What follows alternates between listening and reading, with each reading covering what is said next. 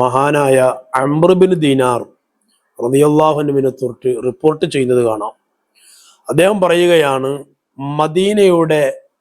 മദീനയിലുള്ള ഒരു സഹോദരി മരണപ്പെട്ടു. അദ്ദേഹത്തെ പെണ്ണിനെ കഫൻ ചെയ്തു, മറവ് ചെയ്തു, എല്ലാം കഴിഞ്ഞു. അദ്ദേഹത്തിൻ്റെ സഹോദരൻ ഖബറിൻ്റെ പരിപാടികളൊക്കെ കഴിഞ്ഞ് വീട്ടിൽ പോയപ്പോൾ കയ്യിലുണ്ടായിരുന്ന ഒരു കീസ് അത് കാണുന്നില്ല. അപ്പം അദ്ദേഹം വിചാരിച്ചു, ഞാനല്ലേ എല്ലാ കർമ്മങ്ങളും ചെയ്തത്.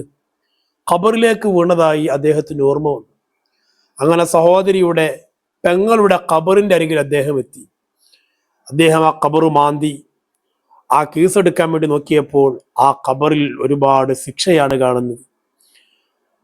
അതിലിങ്ങനെ തീകുണ്ടാരമാണ്, തീ കൊണ്ട് നിറച്ചിട്ടുണ്ട്. ഫഇദൽ ഖബറു യസ്തഗിലു നാറ, തീ കൊണ്ട് നിറച്ചിരിക്കുകയാണ്. ആ ഖബർ മൂടി അദ്ദേഹം ഓടി തൻ്റെ വീട്ടിലേക്ക്.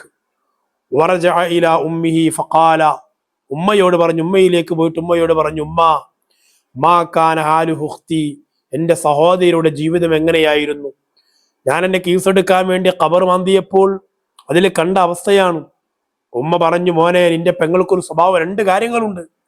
അവൾ നിസ്കാരത്തെ പിന്തിപ്പിക്കുന്നവളാണ്. വാങ്ങു കൊടുത്താൽ പെട്ടെന്ന് നിസ്കരിക്കാതെ ഇനിയും സമയമുണ്ട് എന്ന് പറഞ്ഞ് അവൾ നിസ്കാരത്തെ പിന്തിപ്പിക്കും. അതുപോലെ വുളു ഇല്ലാതെ നിസ്കരിക്കുന്ന ഒരു സ്വഭാവം ഉണ്ടായിരുന്നു. രണ്ടാമതൊരു കാര്യം പറഞ്ഞത്, വതഅതി, അവൾ ചൊല്ലും അബവാബൽ ജീറാൻ, അയൽവാസികളുടെ വാതിലിൻ്റെ അരികിലേക്ക് പോകും. ഇദാ നാമു, അവർ ഉറങ്ങിയാൽ, അയൽവാസികളൊക്കെ ഉറങ്ങിയാൽ അവരുടെ വാതിലിൻ്റെ അരികിൽ പോയി അവരെന്താണോ പറയുന്നത് അതിങ്ങനെ കാത് വെച്ച് കൂർപ്പിച്ച് കേട്ട് രാവിലാകുമ്പോഴേക്ക് എല്ലാവരോടും അത് ഫ്ലാഷാക്കി എല്ലാവരോടും അത് പറഞ്ഞ് അന്യരുടെ രഹസ്യങ്ങളിലേക്ക് ഒളിഞ്ഞു നോക്കുന്നവരായിരുന്നു. ഈ ഒരു സ്വഭാവം എൻ്റെ സഹോദരിക്കുണ്ടായിരുന്നു. പ്രിയപ്പെട്ട ഉമ്മമാരെ, സഹോദരങ്ങളെ, നമ്മൾ ശ്രദ്ധിക്കണം. വാങ്ങു കൊടുത്താൽ ഇനിയും ഉണ്ടെന്ന് പറഞ്ഞു നിസ്കാരത്തെ പിന്തിപ്പിക്കരുത്. വാങ്ങു കൊടുത്താൽ ഉടനെ നിസ്കരിക്കാൻ സമയം കണ്ടെത്തണം.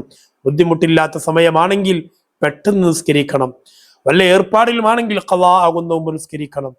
അതുപോലെ വുളു ഇല്ലാതെ ഒരിക്കലും നിസ്കരിക്കാൻ പാടില്ല.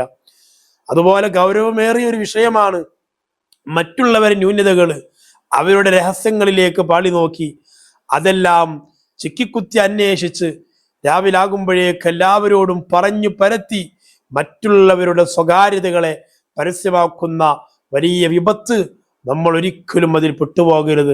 നാളെ നമുക്കും ഈ ഒരു ഗതി വന്നേക്കാം. അല്ലാഹു തആല നമ്മുടെ ഖബറുകളൊക്കെ സ്വർഗീയ പൂങ്കാവനമാക്കി തിരുമാറാവട്ടെ, പ്രകാശപൂരിതമാക്കി തിരുമാറാവട്ടെ.